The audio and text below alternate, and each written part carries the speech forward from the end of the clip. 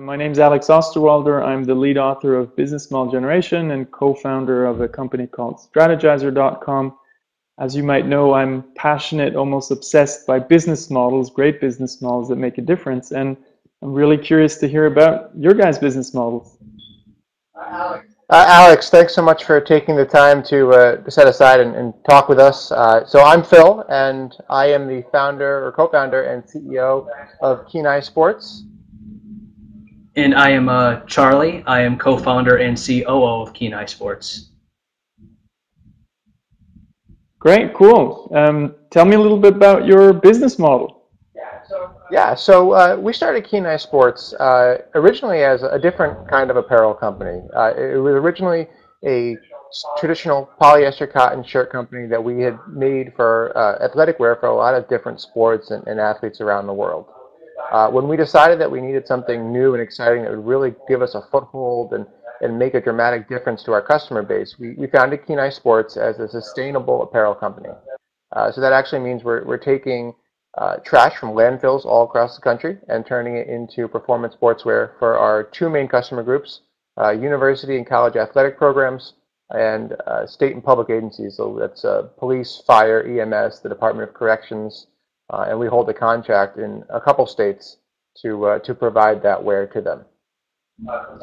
So right now we have just about 30 different fabrics, I think, and now nearly 100 different styles. And most of our work is designed around customizing clothing and sportswear for our customer base. So one of the things I'd be very curious to hear is, the apparel business in general is a very transactional business and not necessarily one with very long-term relationships. So, you have to renew yourself all the time. So how do you think you're going to be able to survive over time, over a long period of time, in such a competitive industry? I think it's a great question and something that we were really able to hone in on and figure out using your Strategizer platform in defining who our customer groups were and exactly what value we provided them. Because we work, so the college and university athletic programs we work with are usually Division III schools. And because they're Division III, there's not as much funding or as importance throughout the entire academic program on focusing on the sports. And as a result, the big names apparel makers don't pay very much attention to the needs of the individual programs. Usually they're selecting from a pre-made catalog designed for much bigger schools who have the budgets and who have the sponsorship dollars to really entice them into being, a bigger customer. So we go to schools like, our number one school that we work with is Babson College in Wellesley, Massachusetts. And we'll go to them and we actually design the apparel programs as they see they need them. So if there's a garment that they'd like to see a technological advantage or some type of cut or color combination that they can't get anywhere else, we will actually custom design and work with them and kind of have more of a partnership of sorts and then a customer relationship. And we can provide that service over years where they wouldn't be able to get it anywhere else.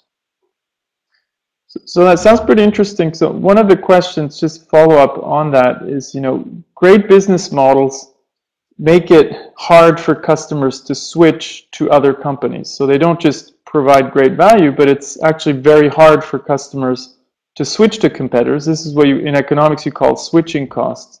So how easy or difficult is it for your customers to switch to another company if they wanted to? Yeah, I'd say that once you set aside a certain styling program or athletic wear purchasing, we've got our customers for about 3 years, which is the apparel purchasing cycle for colleges and for state uniforms for police and fire and stuff like that.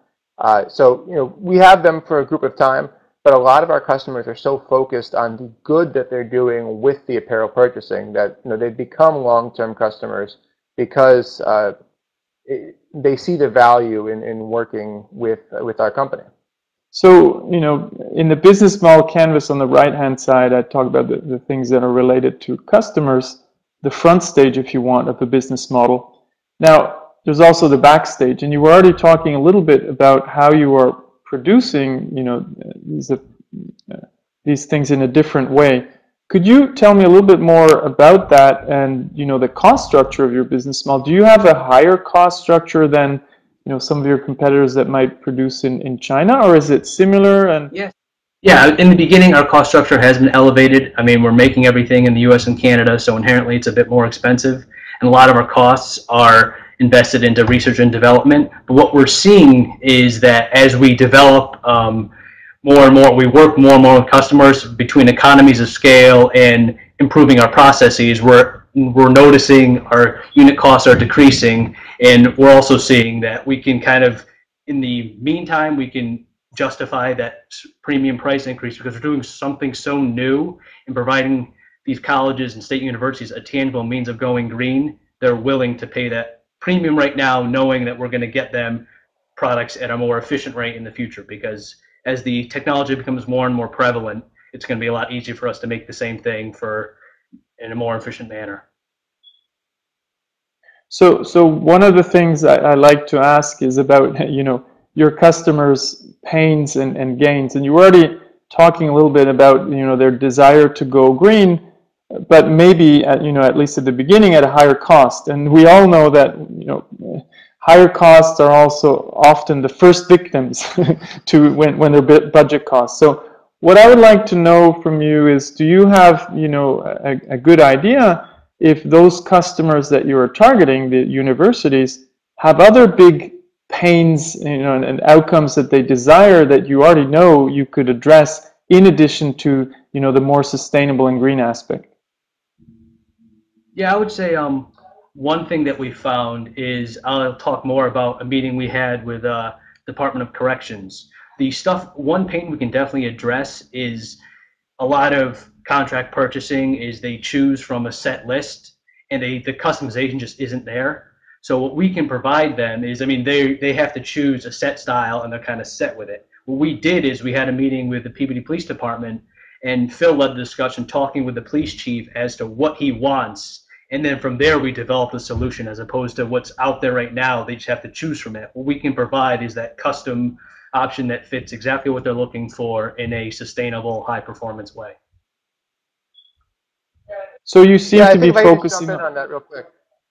Okay. Yeah, I think that the bullet points really are that a lot of our customers are not having their needs met because they may be small right now. They don't have the purchasing power with the big brands, and we have much smaller lead times and overhead to be able to supply their needs. So with Peabody Police Department, if they're looking for something for their officers to wear in the street in 90-degree weather like we're having right now in Boston, in the Boston area, they were able to come to us and say, we need to develop something that looks like it's a police officer uniform, is lightweight and breathes, and it'll keep our officers not only safe, or not only cool, but safe, because we were able to bake in a lot of the factors that they needed.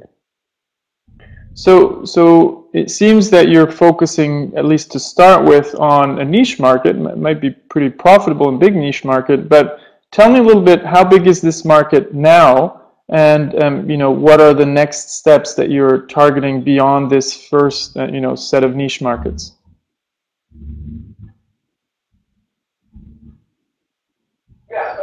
Yeah, so I'd say that right now, with the contracts that we hold, we're working with just about 500 different police offices and their departments. The Department of Corrections in 3 states, the Department of Environmental Protection in 3 states. So the state purchasing aspect of what we do is like around a $50 million pie. We're looking to expand into nearly 300 colleges and universities as part of the President's Climate Commitment. And that's basically a group of schools that have made sustainability a guiding principle in their 10-year strategy moving forward. And from there, we're going to look forward to actually reaching out into the consumer marketplace to actually build the brand from years of success in developing great products. Okay, just a last question. You seem to be doing great. You already have customers, right? That's correct. Because one of the things I would worry about is, these purchasing processes of governments and states and universities might be a bit more complicated. So you are already familiar with those purchasing processes. Is that right? Oh yeah. We're pretty well schooled now, and there's a lot of levels of approval that we need, and a lot of people that we need to impress. But I think Charlie can hop in on this too, but it's such a new technology. I think people are really excited to adopt it and see what we can do. Yeah, I would say our most effective strategy has been just shaking hands, introducing ourselves, and once people see a sample and start to conceive that the fact that even though it's made from trash, it's a high performance item, that police chiefs talk to police chiefs, and it's just a great internal referral system that we're really trying to build upon because, like you said, it could be elongated purchasing process, especially when you're trying to build those bridges in the beginning. Great, guys. It was really fun talking to you, and it seems like you're on an excellent path. So I'm looking forward to learning more about your success in the future.